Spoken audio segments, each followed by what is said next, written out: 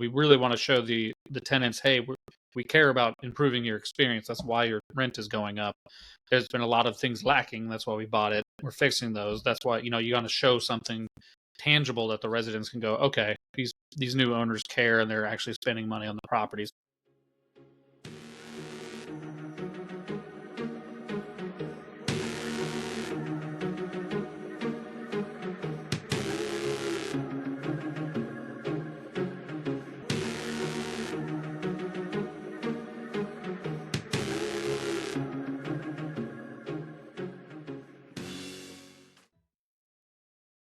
Hello, welcome back into Get Invested, a podcast about all things real estate investing and on occasion other investing and always other shenanigans.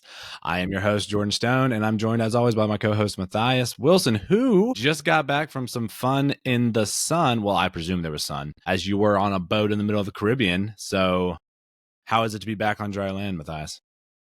It's restful, much more restful than being on the boat. I'll say that.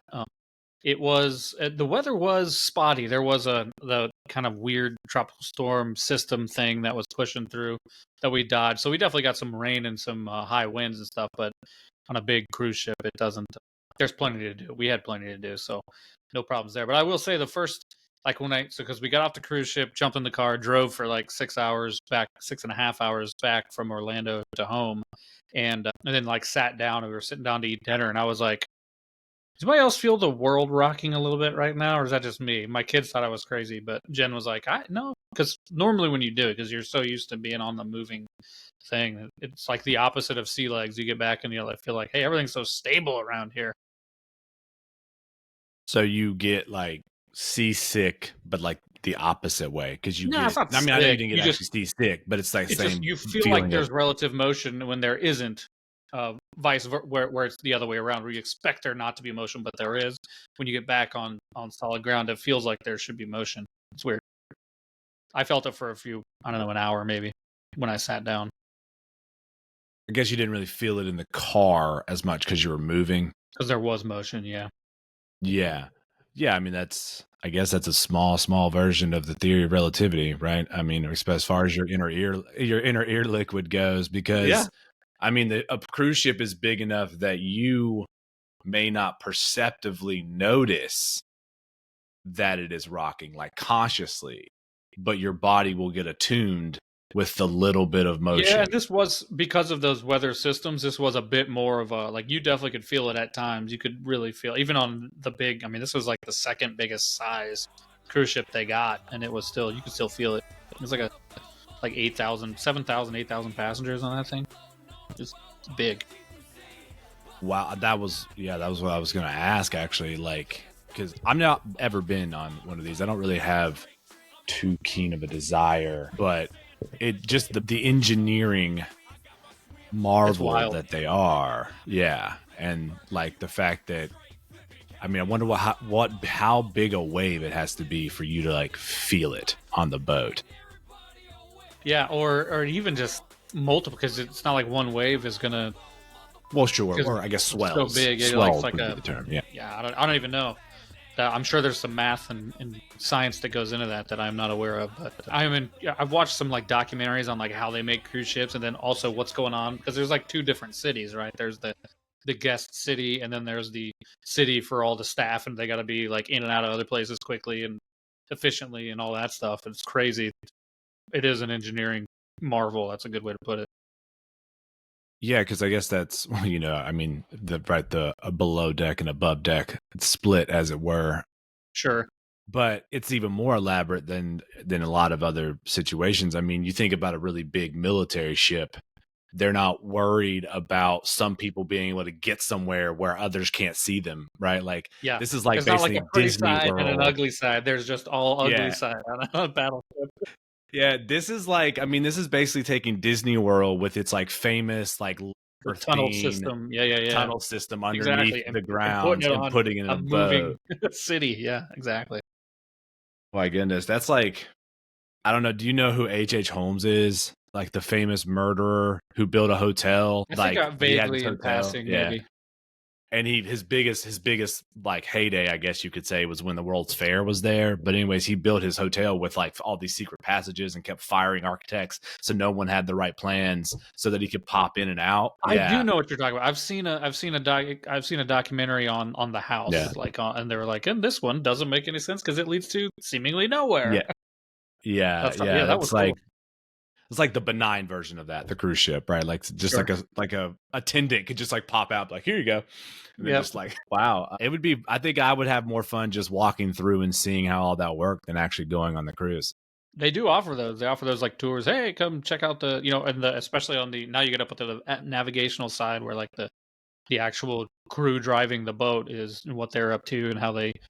I mean, that's Right? pretty Yeah. incredible too because those things draw so much water that it takes special equipment and special like licenses and experts for each like harbor. A lot of times they'll actually bring a boat out with a dude who's going to drive the boat in to specific Wow. ports and stuff. Yeah, yeah, it's He's like, crazy. I mean, the what do you further do in you for a go, the line of wild. work? I strictly dock cruise ships. Yeah, exactly. The end. And I'm sure they're paid quite handsomely. Like I can only imagine. Yeah, because 'Cause if you mess that up, billions and billions and billions of dollars. Yeah, that's a you got to be a really good parker. You got to be. There's no outside of the line. there's no None of that. button for the parallel park. You're gonna just hit a button. Am I clear? Come on, Honda, get on this. Yeah, for sure. That just makes me think about that guy who like wrecked a cruise ship like off the coast of Italy a few years Hmm. back, and what a just disaster that was in so many ways. I mean, I think he Yeah. was going to. That wasn't just like, oh, you lost your job. That was like you're going to jail. Yeah, there's you don't want to mess that one up. And I don't even think he was docking. I think that was just distracted while on duty and not paying attention. And I don't know how it happens because Hmm. that's like a huge chain of errors, but it wasn't me. It's a huge chain of errors, but you also have to think that like if you go down two of those links on that chain, how many can you go down and then still come back from is the real That's question. yeah, in the airports we used to talk about things exactly like that. It's like, because whenever an airplane, God forbid, goes down, it's the same thing. It's like several things in a row had to go wrong that nobody recognized at the time until either it was too late or just never recognized it. Where at any time they could have actually saved the airplane or the crew or whatever. Yeah, it's interesting. That's why it's morbid business, but you got to go in and figure out how to identify those chains happening. Yeah, and when all of the redundancies Hmm. like go wrong, it's like, yeah, I mean, yeah, it's the Titanic really did us a favor by sinking, right? That's always the example. That's always the example.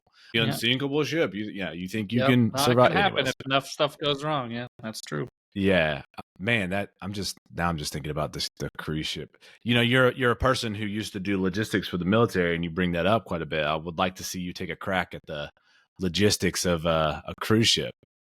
Nah, we were whenever you board or whenever you get off, you look down because you're on like this gangway way up high, but like down below you look down and there's like 18 wheelers backing up with huge pallets of food and drinks and supplies and all this stuff, and that just goes haywire for like 6 straight hours while everybody else is just calmly walking along, the gangplank, check like scanning, beep.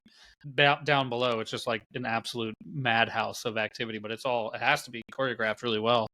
Otherwise, you'd never get this Yeah, stuff on in time. It's crazy. I mean, the amount of things that like just subdivision heads of a cruise ship have to take care of, right? Like you just all the way down. Yeah, it'd be interesting to see those totals. Yeah. They announce it. A lot of times they'll announce it. They'll be like, this one we served, 23 tons of shrimp or what, I don't know. I don't remember what the numbers were, but they announce it in like the last day in the chow hall. They don't call it chow hall in the dining facility, in the dining room. They Yeah. announce it. Right, That's right. Guys, I'd love to announce that we broke the record. We broke 1,000 pounds of ranch dressing this trip. Way to go, guys. lots of people from Iowa. We're not even going to tell you the amount of potatoes. All right, moving on. Yeah, okay. Well, I mean, as much as I could just sit here and talk about the logistics and modern marvel that is cruise ships, even if I don't necessarily want to take one. Well, I do. It's just I want to take the river ones, like through like Europe. where you can Sure. like jump off and go to the city. Anywho, we probably should move on Sure. because we're not investing in cruise ship lines anytime Not soon. yet. Not yet. Not yet. I mean, maybe we could buy publicly traded stock, but that's about it. So what we are going to talk about is something that is very topical to not only us, but also maybe, hopefully, some of the people listening to this, which is distributions, because we are currently in the process of pushing out distributions for Q3 at one of our properties. And we're also in the process of changing that internal process and bringing it up to date and sophisticating it. So without further ado, I suppose, I was going to try to change ado to a nautical pun and I failed. But anyways, without further ado, Matthias, take it away from here. What we getting into today? Yeah, so with distributions, I wanted to talk about a few different kind of things. Well, one, what goes into deciding when and how much and to do for a distribution. How then we'll get into like how it works, kind of now that we have the portal and kind of just some straight up logistics of how that works, and then also we could talk about how different types of investments, like we'll get into.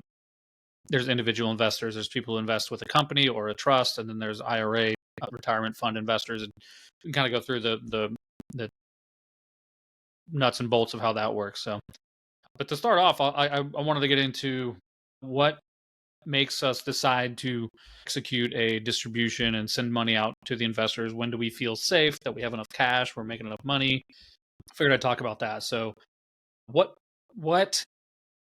every quarter, if we're making quarterly distributions, which we went on all of our properties up to this point, we pretty much have, we evaluate two things. We evaluate our net operating income for that quarter, and we evaluate our capital reserves and expected capital expenditures. So, for instance, we'll talk about Heritage Cove because that's what we're executing right now. So basically, I go and I take the net operating income for the quarter. 3 months worth of, could be whatever it is.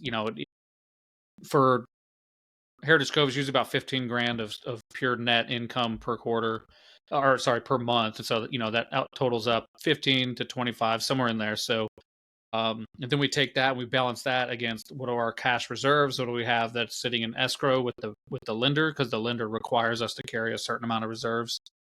What do we have in cash on hand? What are we planning on? So I take the net operating income and I go, okay, let's say it totals to $60,000 for the quarter. That's our net income for the quarter. Okay, now I subtract what I want to have in reserves. I think about, hey, Heritage Cove, we're getting ready to put roofs on, so we're holding a little bit more cash back. We say, okay, what did we just do in that quarter in terms of capital expenditures? Did we just put in a whole bunch of new air conditionings? Did we put in a whole bunch of new flooring, renovations, whatever it may be? That stuff is not necessarily calculated in the normal operating expenses, so it's something we have to take into account in our cash analysis when we talk about being able to cut a distribution. Does that make sense so far? Sure. Yeah.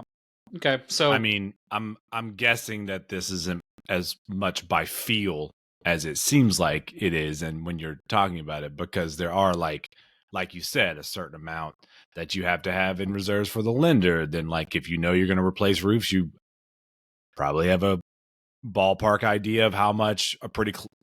I don't want to say ballpark. That makes it seem like too vague, but like you have an idea of how much you're going to need to do that. yeah. Yeah. So yeah, pretty much. Yeah, yes, there's a little bit of gut work to it. So like, okay, I feel confident we can keep doing this or we can do that or whatever it is. But for the most part, we just do a little bit of math and that's what we do. So I'll step back a little bit and say that when we first started an investment, hey, we've closed on a property, we're starting to execute our business plan. A lot of times we're burning through cash pretty quick, right? We're trying to fix the problems that exist in the property when we bought it. We're trying to typically we're going to buy a property and start raising rents as quickly as we can, and we really want to show the tenants, hey, we care about improving your experience. That's why your rent is going up. There's been a lot of things lacking. That's why we bought it. We're fixing those. That's why you got to show something tangible that the residents can go, okay, new owners care and they're actually spending money on the property. So that's important to do as well.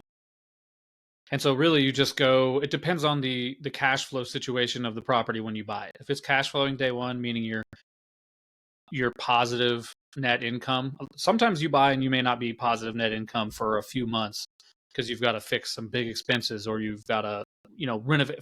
Maybe there's a huge vacancy and you got to fill up those units before you get over a certain hump to become positive, whatever it is. And you would carry reserves for that. So basically, if it's cash flowing day one, you're probably going to see distribution start around 6 months is usually a safe bet, unless part of the business plan is to induce more vacancy or something in order to quickly renovate units, whatever the business plan is. But once you get to a stabilized above your break even and your cash flowing positive, I'd say it's probably 5-6 months, 2 quarters worth of building reserves and learning how the actual expenses are gonna normalize over the long run, because liquidity is always an issue. You don't ever want to have a bill that you don't have any cash to pay for. Waiting for somebody to pay rent to pay a bill is a horrible situation that I don't ever want to be in. So you're gauging, you want to see like, hey, what is the normal expenditure is going to be per month? And then 6 months is usually a good idea or a good time to kind of understand what the normal operations are going to be on a property, even though they'll be higher initially than they should be in the long run. That's still good if you base your assumptions off the higher, and then you just have extra cash versus lower cash later on as the expenses start falling off. So I usually tell people, and typically if it's cash flowing property deal that we're buying, then 6 months is good. And then I think the other important part is that during that time, or like for instance in Heritage Cove or any other property that we have, I think transparency is the biggest to the investors, is the biggest factor in favor of ensuring that everybody is still happy. So I've definitely had to cut distributions before. For instance, all the big expenditures that we're doing on 4th Avenue right now, we've stopped distributions, but we've been very clear about it. So hey, we're using every cent of cash right now to quickly turn this thing and get ready. We've already returned 75% of everybody's money on that one. And we've been blowing away like 30% cash on cash returns because people have so much little cash in there over like the past 2 to 3 years. So it doesn't hurt that bad. But we're also very clear. It's like, hey guys, don't depend on this cash. We're doing this. Don't expect distributions, for the remainder of the year or whatever it was that we've told people. I think setting expectations is probably a big factor in terms of that decision as well. Right. And as you said, like, I mean, when you have obviously we, the company, whatever, whoever's doing this, any person who's trying to build one of these has an idea of whether it's going to be cash flow ready or not, right? Which kind of property it's going to be. So that's expressed to the investors going in, I would assume. Yeah, of course. Yeah, so, I mean, think of the investment summary. We would say if it's this is a cash flowing day one, that's a point in favor of this being a great investment because for what we just talked about. Yeah. So I mean, I had a few thoughts about everything that you were saying. I mean, one, I've established here on this podcast that I'm kind of obsessed with the renovation phase and the way to do it, the machinations of this. Because so you mentioned that sometimes, especially if it's a property that you consider needs some serious upgrades, would that be an instance that you would induce, like you would be a little bit more aggressive in getting people to move or swap or whatever? Or like, I guess it would be if you're trying to change from one clientele to another, although I don't see that as an investment we would make, but so I'm just trying to imagine the scenarios where you would induce, I guess.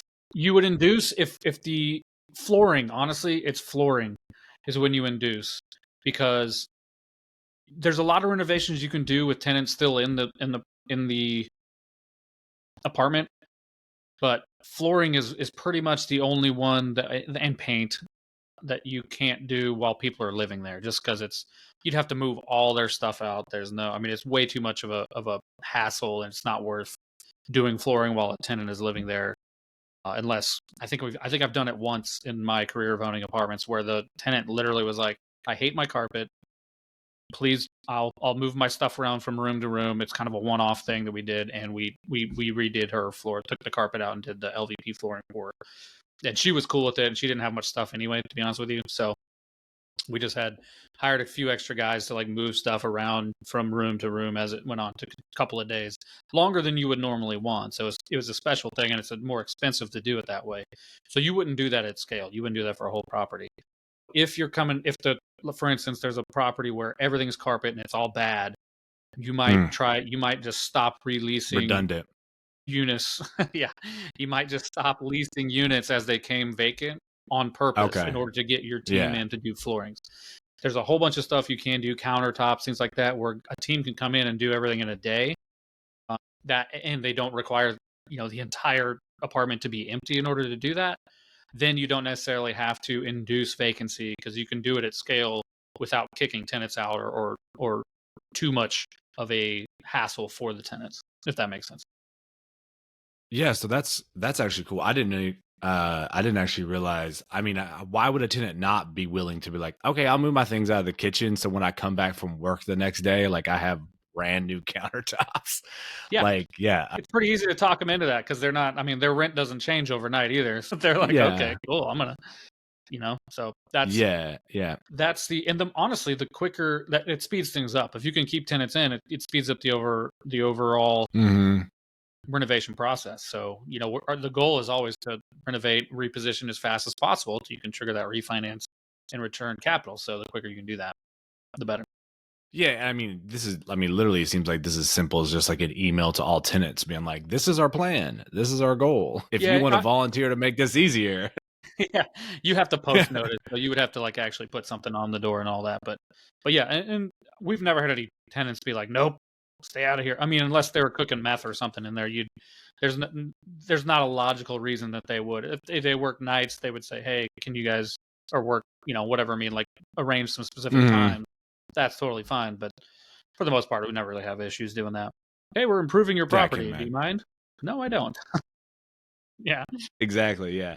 So I don't know if this is a thing, but it did occur to me that you said that you had returned a lot of the capital for Fourth Ave. So like the numbers are good, even though you've had to stop some distributions. I would imagine, I mean, if you've already returned all the capital, or a lot of it at least, I mean, say you've returned, let's just say you've Three returned quarters. all of it or almost all of it. Yeah. Yeah. Yeah. It seems like even if it shouldn't matter, right? Because you have a reason for not distributing and they should trust you because that's the whole thing. Like you guys are trying to do this together.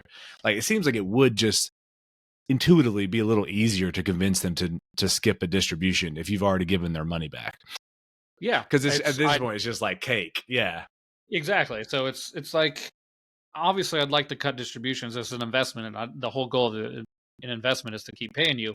But when their money's back, they understand that I'm trading their distribution for value on the sale. You know what I mean? So I'm creating value for them coming down the road in a few months. Your money's not at risk anymore. So they're like, yeah, do what you got to do with the cash for now. And then, when we sell it, we'll get that much more out of it on the long run. And I mean, if I'm explaining what I'm doing and I'm adding value to the property to them, they just hear the value of the property. They just hear their investment returns going up because that's technically what it is, right? Like, so Yeah. I mean, nobody's if you're complaining, improving put the it that way. property. Yeah. Yeah. Yeah, exactly. So, I mean, and then I guess my last thing, I'm trying to remember now, got my list a little fuzzy in my head, but when I was going to ask, so we buy a property, we build up reserves, whether that be from the raising of the money or from the net income or both. Mm-hmm. And then like you come to after 3 months, you have to look to see where you are, like what you're gonna have to spend and what reserves you're gonna need. I think maybe some people might just love some clarity on like, what were you using the reserves of? Like you build them up and then over time you got to build them up again. Like what kinds of things are you using the reserves for? So it's probably easiest to break it into like two categories. There's huge projects and normal operations, but still capital expenditures. An HVAC unit, $4 grand, $6 grand a pop, $10 grand a pop, depending on the size of the unit. that's a normal operations, but it's still a capital expenditure. It's not a normal Sure. expense. It's a capital expenditure.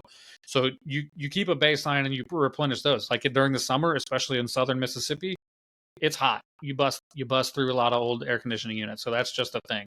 So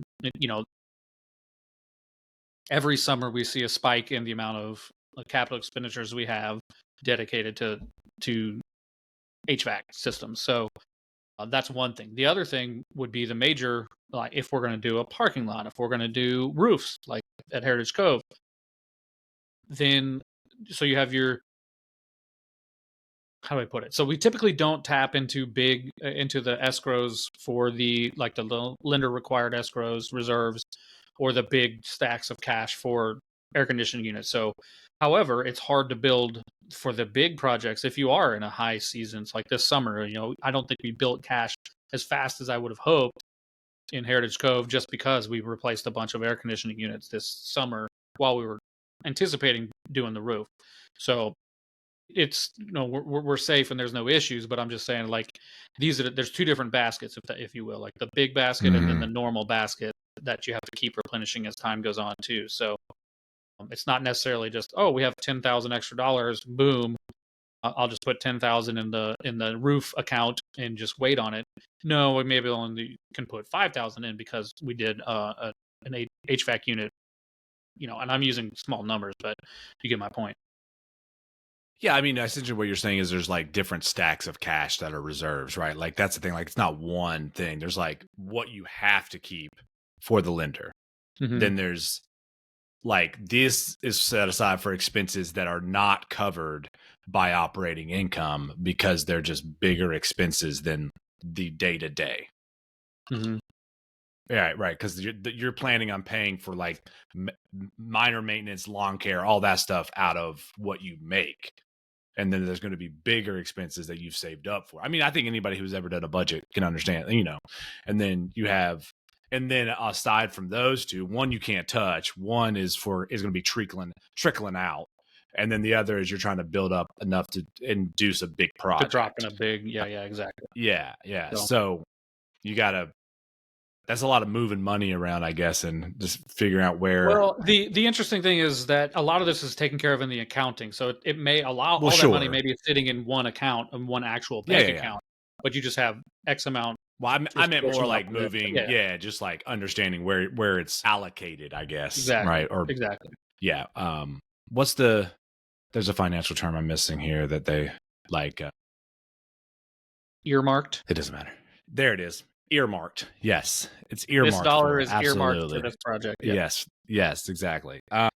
So, and that's always going to be in flux. Not so much the big project one. That's just we're trying to reach a number, but the smaller non-operating projects, if something comes up, it's going to go down. So you got to bring it back up. Yeah. Over the winter, those capital expenditure in the southeast anyway, where we operate, those expenditures go down typically because one, we don't have to deal with a whole lot of like freezing. That's not a thing too much. And two, all the the stress on the air conditionings and the other systems goes down during the winter as well. So we get to like replenish a little bit faster during the winter. Right. So I guess what we really need to do is get some up in the north so that we can just go back and forth when the season's. Well, except that they're not going to like share their money. We'll just be. It's not like the Mississippi. We'll just feel more in balance. We'll just feel it more in balance. There you go. This is like your whole getting off the ship thing, right? It's just there you go.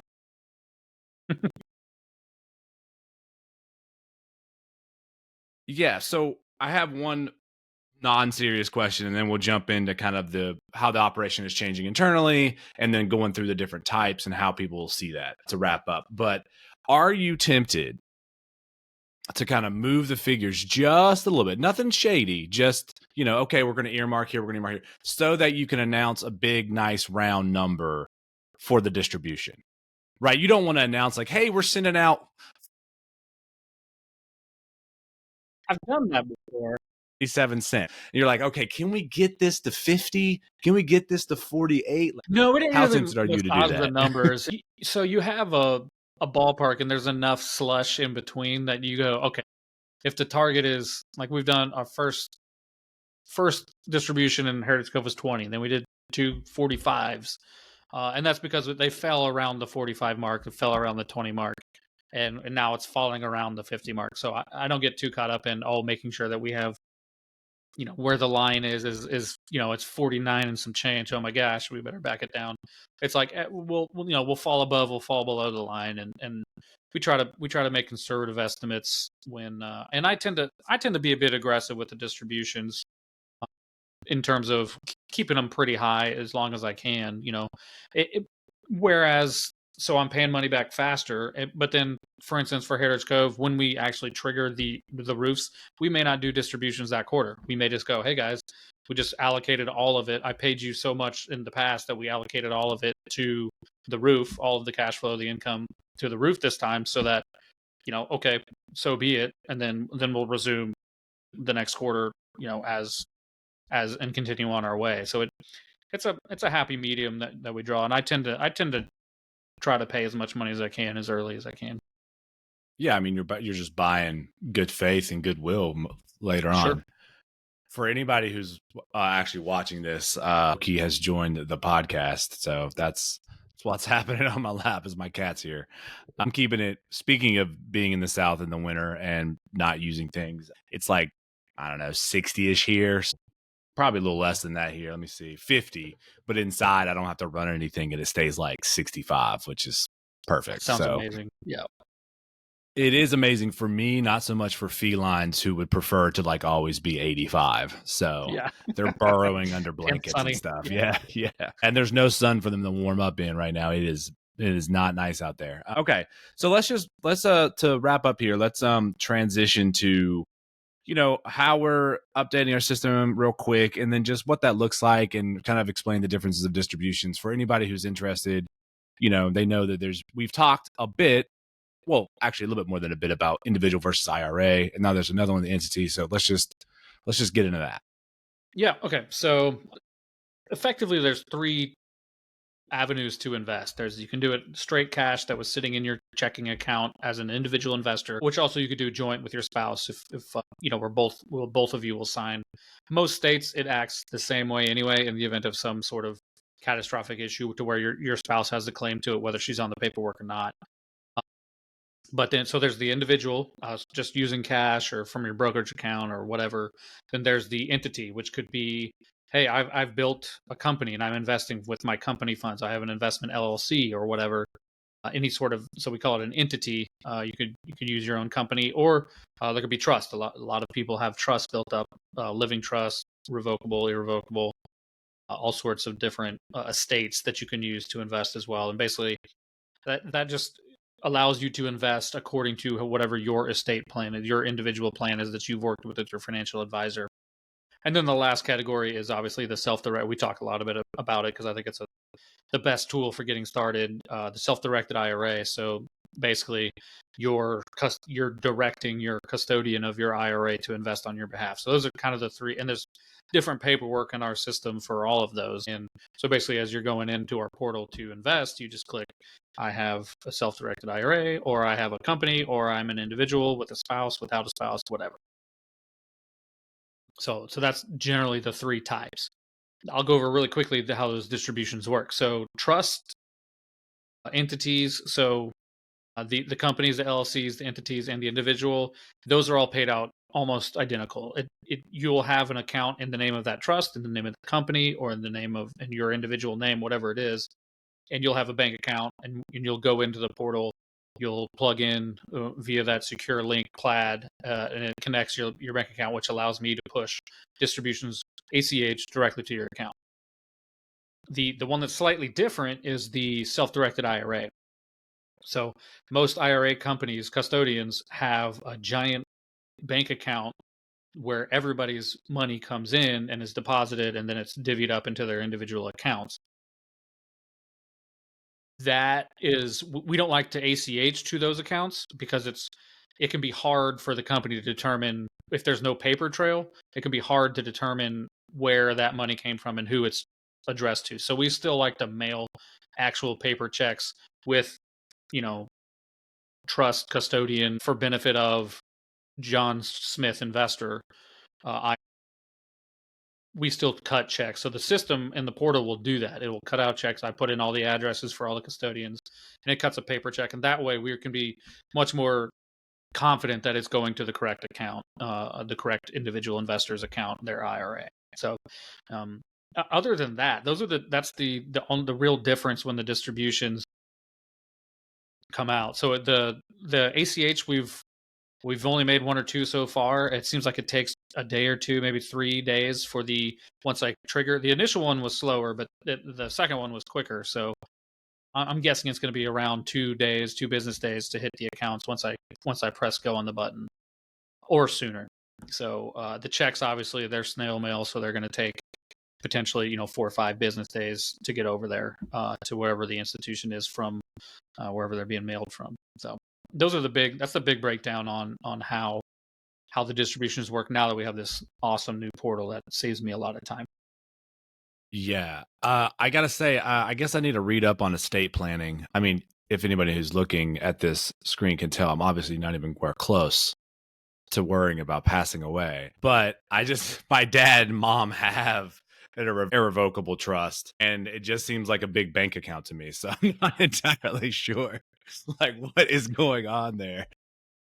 It's an LLC structure. It could be, and it has to do with a lot of, as you get older and start trying to think about leaving stuff to other people, or even just when there's a lot of assets involved, you try to remove as much from probate as you can, because all that does is just it gets tied up. Lawyers have to get involved. It goes to the state. There's a bunch of court.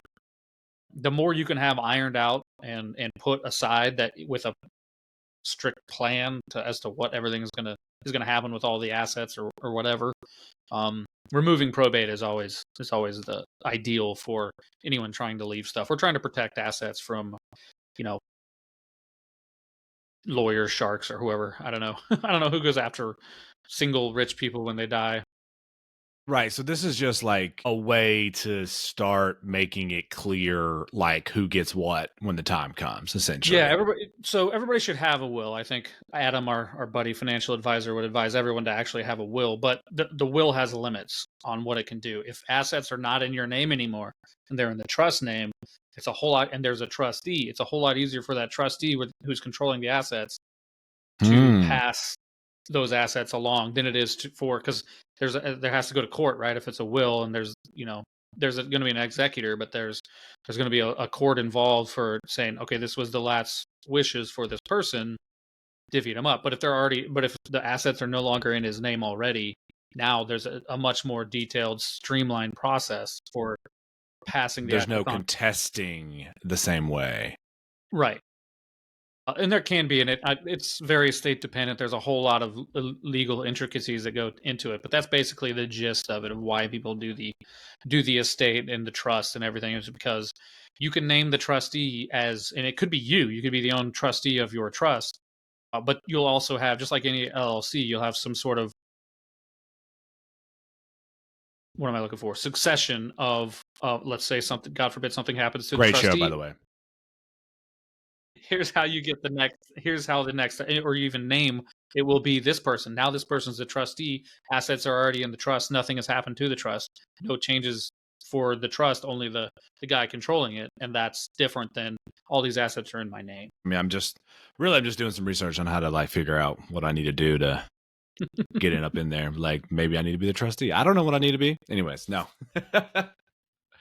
All right. So that, I mean, I think the biggest takeaway there is we're excited that as we build this portfolio and maybe we change from quarterly to monthly for some of our properties, no promises, just saying that, this will all be much more streamlined, as will the ways in which you fill out paperwork to be a part of it in the first place. Like, there's just a lot of things going on, but one right now is simply that outside of IRAs, it's ACH, wire transfer, etc., quote unquote. Not technically not wire transfer, but you know what I mean. Like, it's Electronic funds go. It's the fancy version of Zelle, basically, rather than handwritten checks, etc. As quaint as that was. Loki really wants to. Seems like she wants to get on the mic. Should she send us out here? I think that's it for us. I will say one last thing. One last thing is that we are at around $950 some odd thousand distributed. There's a chance we break $1 million this year in terms of cash distributed to investors. So that's a pretty cool milestone. Yeah. Do you mean like when we distribute for Q4 at the beginning of next year for counting for this year, or do you mean before we roll over? Before the end of the year, we may hit $1 million, depending on how Savannah goes. Very cool, very cool. And we will definitely do it. We will definitely do it in after the end of the year. We'll definitely hit $1 million. There's across all the properties. If you're listening to this, that means you're one of the 10 people who also subscribe to the newsletter that's jumped over. So you'll be hearing about that when it happens. I am sure. For sure. All right. Well, that is going to do it for us as far as Get Invested and how we decide on distributions and where we're going moving forward with that process. We're going to go ahead and get out of here. I'm going to go, find my cat a toy so that I can get back to work. We appreciate you guys hanging out with us as always. If you feel it in your feels, smash that like button, heart, thumbs up, 5 stars, wherever you're listening to this. And again, we're going to just continue to encourage feedback, comments, requests. We have had one so far, so we're excited about that, but we're definitely looking to hear what you guys would like to hear from us, because otherwise we have to come up with all the ideas, so that's a lot of pressure on us. But anyways, we appreciate you hanging out with us, and we will talk to you next week. See you, everybody.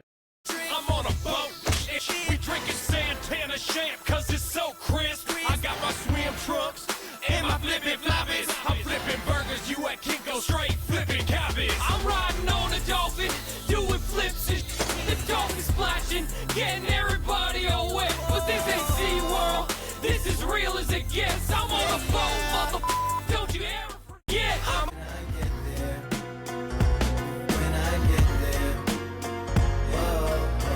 Doctor, please, the fame ain't painless enough. That's cause you ain't famous enough. You got a little game, but your name ain't ringing enough. He said take 2 of these, prescribe me a publicist and pointed to the door. Out, ouch. Jeez, the world is so cold. I'm glad I bought these skis. Went right off of the bunny slopes and right into the trees. Rendered unconscious, they rushed me to a concert. Instead of green jello and maybe chicken soup, they fed me magazine covers and video shit. I'ma keep it cool and I'ma do me. It is what it is.